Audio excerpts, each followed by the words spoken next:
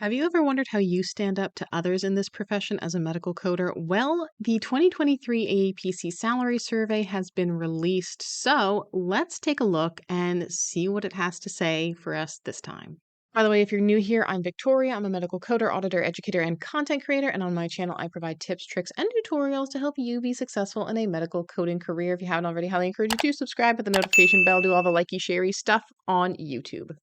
So every year, the AAPC polls its members to find out information about their salaries, their work from home life, their benefits, and they put all of that information into a wonderful article that's published in Healthcare Business Monthly, and they also make it publicly accessible for those that might be interested in different careers or different credentials in healthcare business. One of the things I want to stress about this survey is it is only AAPC members, no HEMA members, no CBCS members. It is only AAPC members, and it is only the ones that have responded to the survey. I've always found the information super interesting, so let's get into it. This is directly from the AAPC website. I will link this below.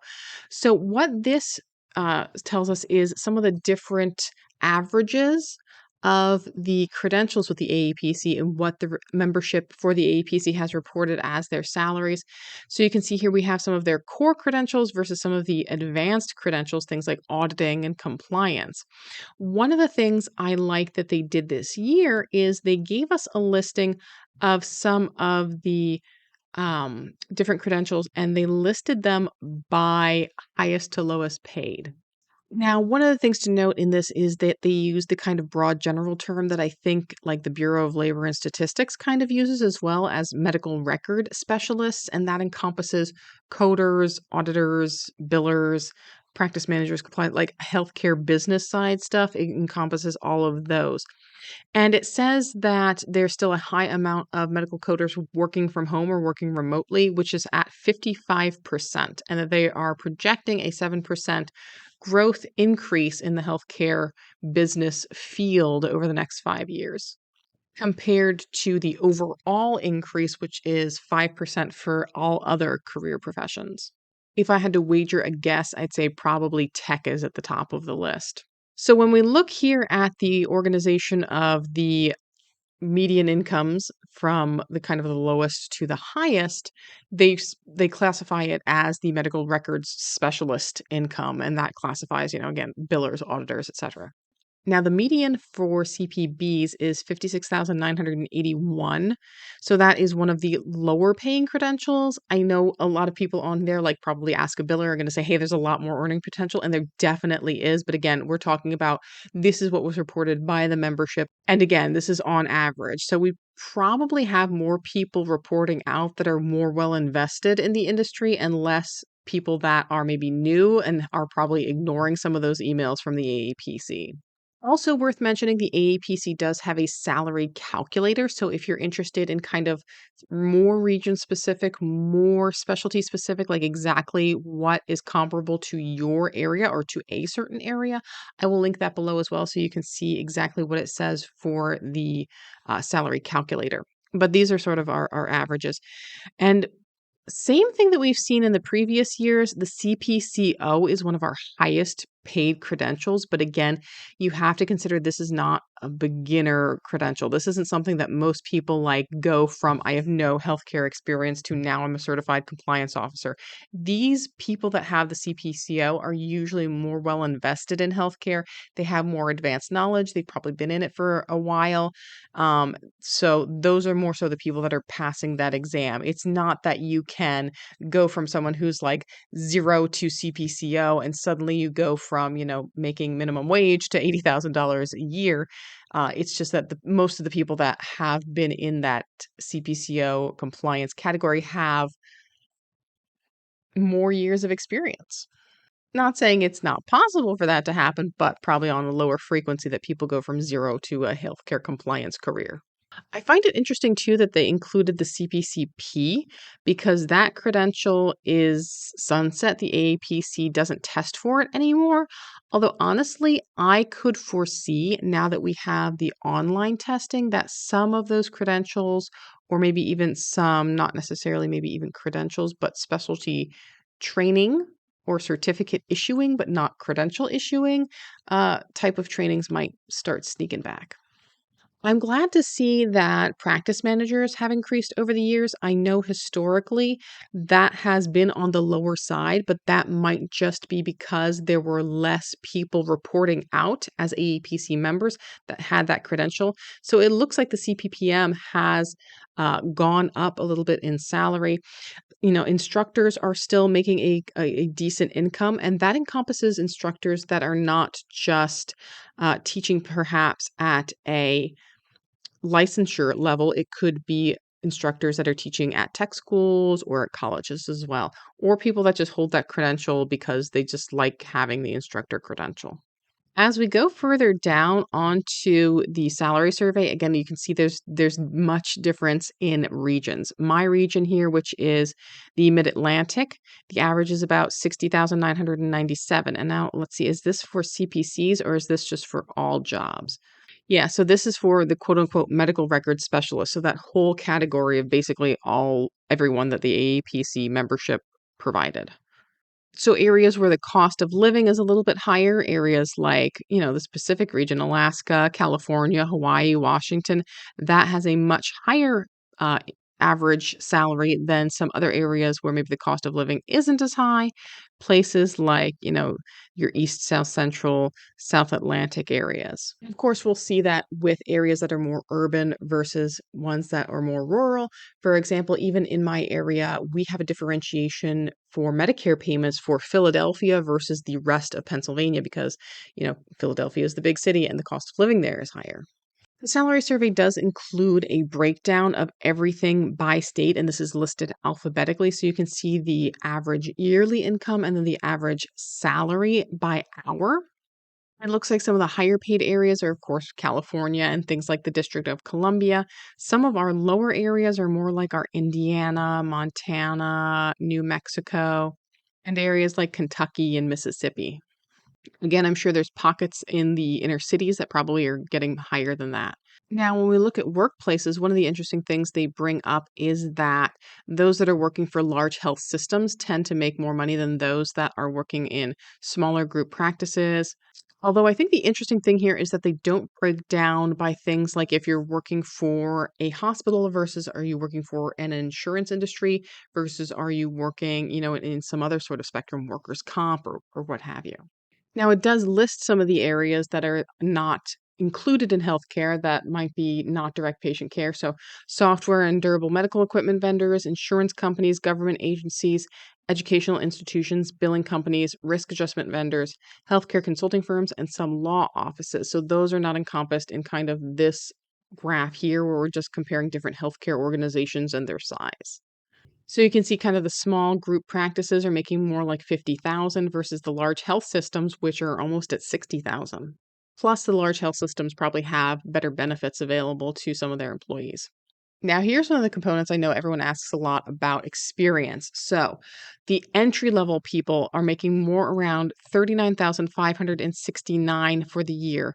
And those that have 31 years of experience or more, which is not me yet, are making 74,237. So, that's a 46.7% difference. And then it goes on to talk about certifications. So, experience versus certifications. And the one thing I always talk about with certifications is if you have more certifications, you've probably been in the industry longer, which again is kind of equivalent to the experience. People that have three or more certifications are people that already have the funds to pay for and train for three or more certifications. So, it stands to reason that they're going to be compensated at a higher level because they already are making more. Or they might be at a situation where their employer is more willing to compensate them for that additional training. So here, this is what a lot of people like to look at, and I think this is a very good discussion point, is the average income based off of years of experience. So the average income when you are at that 0 to 1 year experience is 45,701, and that is just for CPCs. This one is not medical record specialists where we're combining everyone. This is just our medical coding CPCs. 31 years or more, 74,513, and I think that's where people start getting confused because people will throw out numbers and go, oh, you can make as much as, $70,000 a year. You can after you've been in this industry for 20, 30 years.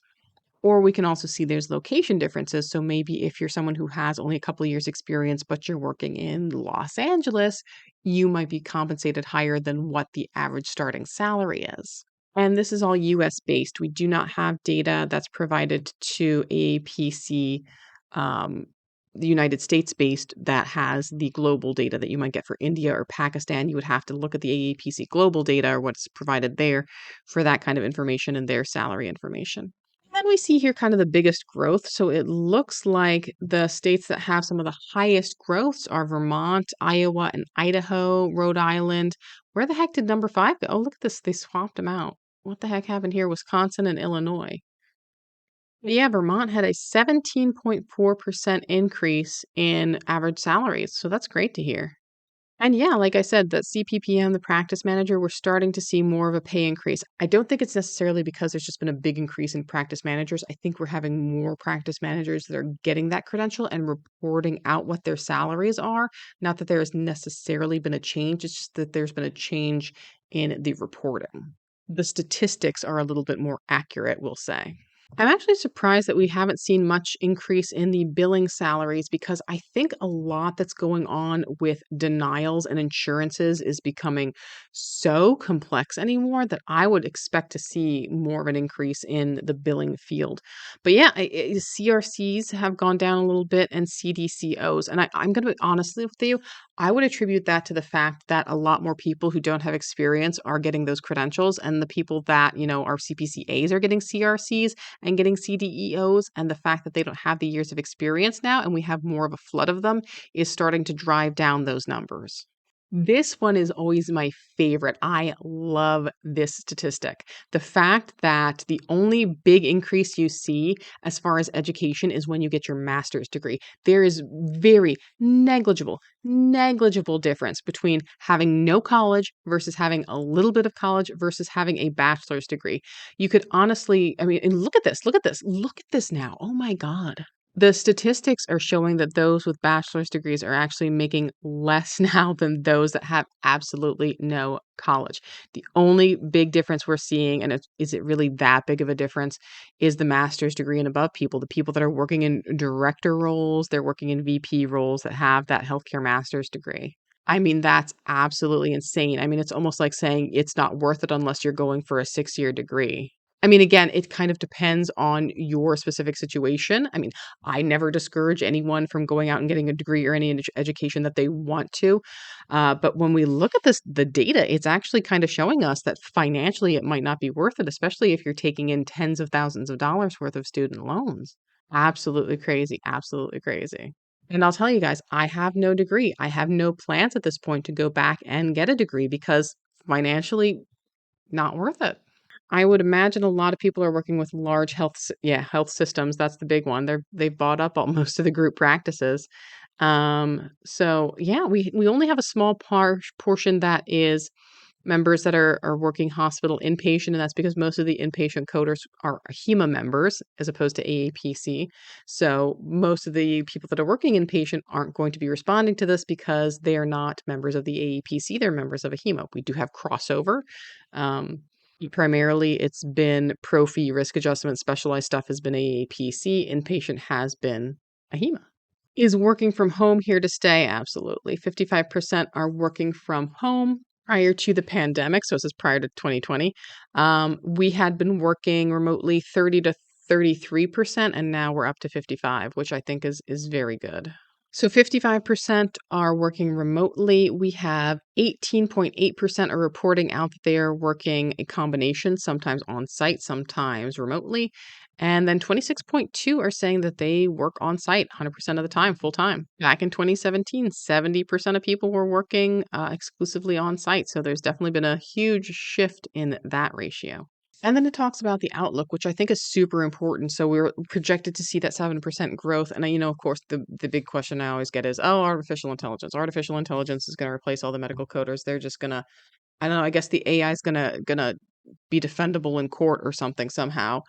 Um, And not saying that AI isn't here, and it's been here for as long as I've been in coding for the past, I don't know, 15, 16 years, and it's shaping everything that's going on right now. But, when the day comes that ChatGPT is writing the great American novel and I'm putting artwork over my fireplace that was done by AI, then I will be concerned about what's going on with AI in medical coding.